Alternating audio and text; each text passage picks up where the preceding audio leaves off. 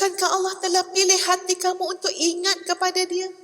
Bukankah Allah telah pilih kamu untuk bangun malam mengadu dengan dia? Bukankah Allah telah bagi kamu rasa khusyuk dalam salat kamu? Bukankah Allah telah pilih kamu untuk istighfar, jadi ahlu taubah, jadi ahlu istighfar? Bukankah ini ganjaran yang patutnya kamu merasa cukup? Sebab apa? Ya Allah, kalau engkau dah redha aku jadi ahli ibadah, kalau engkau dah redha untuk memilih aku menjadi ahli yang taat, apakah aku masih lagi mendambakan dunia dan segala isinya? Ya, tak nampak pun ganjaran dia atas segala kebaikan yang kita buat.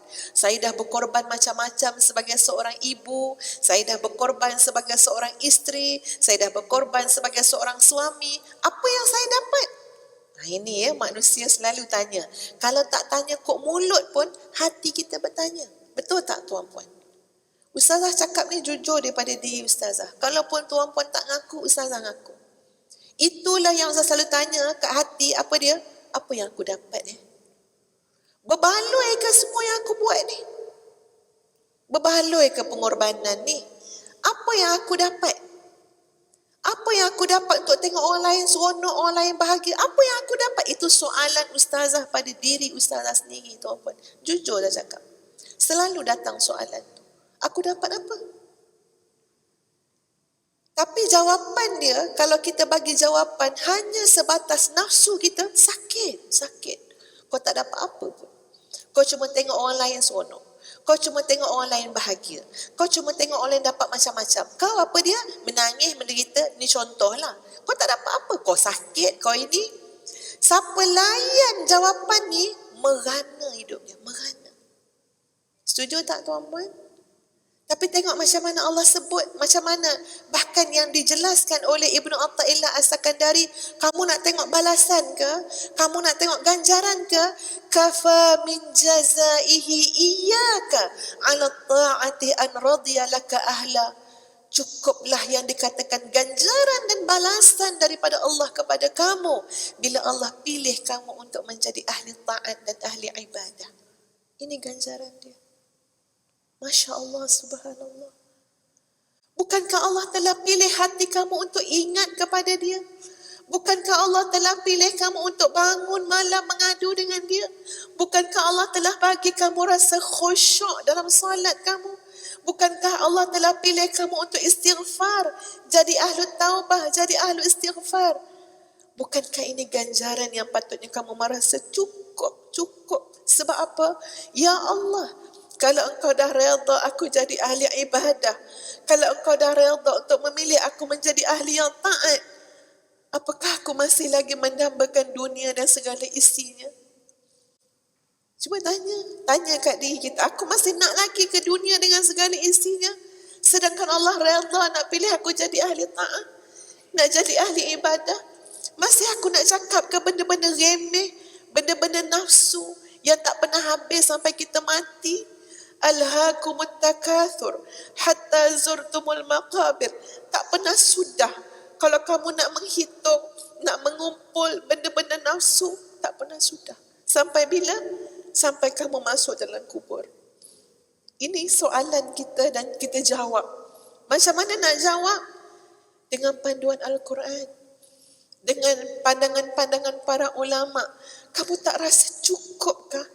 Allah pilih dahi kamu sujud pada Allah dengan tulus ikhlas.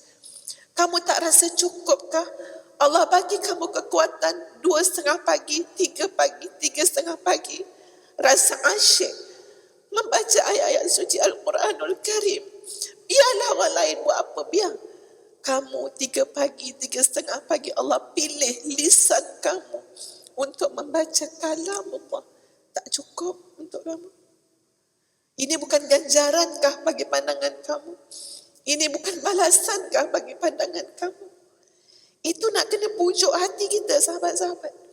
Kalau tak, kita salah faham. Bila kita salah faham dengan Allah Subhanahu Wa Taala, sakitnya amat sakit. Bukan sebab orang lukakan kita. Kita salah faham dengan takdir Allah Subhanahu Wa Taala. Kita salah faham dengan pilihan Allah untuk kita hamba dia. Kita salah faham. Salah faham sangat sakit. sangat rasa terluka, sangat menderita. Jadi bila kita baca sahabat-sahabat hikmah yang ke-100 ni, Allah Akbar.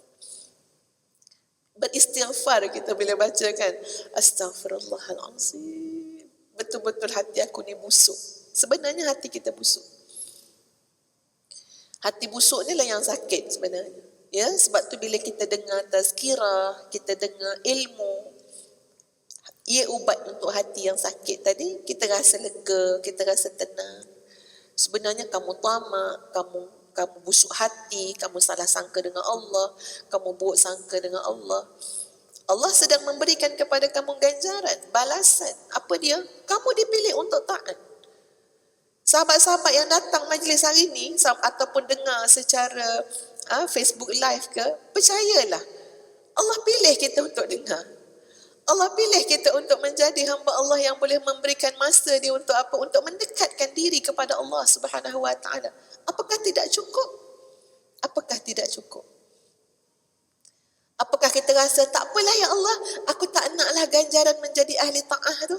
Aku tak naklah ganjaran menjadi ahli ibadah tu. Aku nak apa yang aku nak. Berani tak cakap macam tu? Sila tanya diri kita, sahabat-sahabat, berani tak kita cakap dengan Allah, ya Allah, aku tak nak ganjaran ahli ta'at ini. Aku tak nak ganjaran Engkau redha untuk memilih aku menjadi ahli ibadah ini. Aku tak nak ganjaran Kau pilih aku siang dan malam untuk mentaati Engkau. Aku tetap nak apa yang aku nak. Berani kita cakap macam tu? Tak berani. Yang kita nak belum tentu baik untuk diri kita, sahabat-sahabat semua. Belum tentu baik. Oh, saya nak ganjaran berupa harta juga. Saya nak ganjaran berupa projek juga. Saya nak ganjaran berupa pangkat juga. Berani kita cakap ini lebih baik daripada ganjaran yang Allah beri berupa ketaatan? Pasti orang yang ada ilmu dan ada iman dalam hatinya tidak berani.